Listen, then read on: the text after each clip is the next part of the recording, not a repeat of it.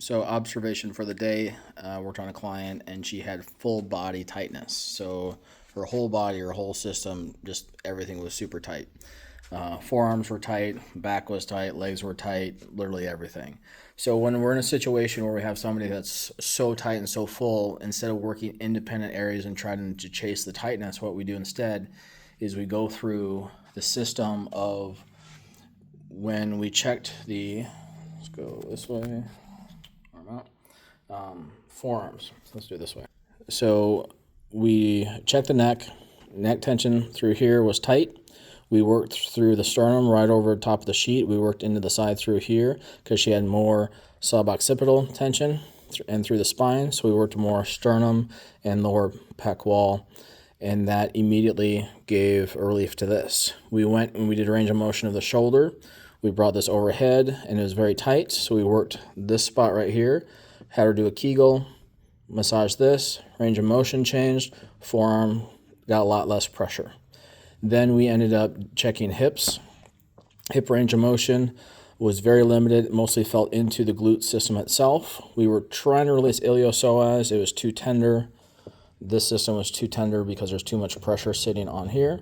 So then we ended up going through and going sideline.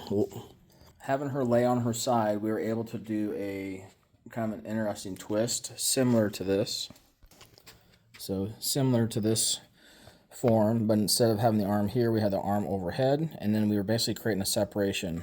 So between the iliac crest and the core, what we did was we had her in the sideline position. I had my hand here. We were pushing down this way with the hip, and then I had the other hand basically right over her lower abdominal wall, pushing up, and that created a shear in this area, and that created a systematic change. So therefore, her whole system could basically wake back up.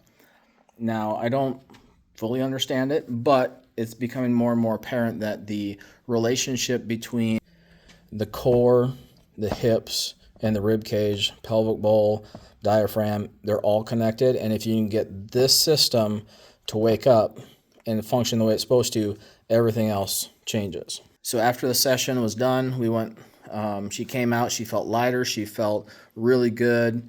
She didn't have any of that grogginess. And when we ended up going prone to finish the session, we were able to do like this, what I call a half drape flush, where we basically start from here and push the whole system up into the shoulder, and do the same thing on the other side, push the whole system, and she felt 1,000 times. You could actually feel the flush through that system, and that's what made the biggest difference.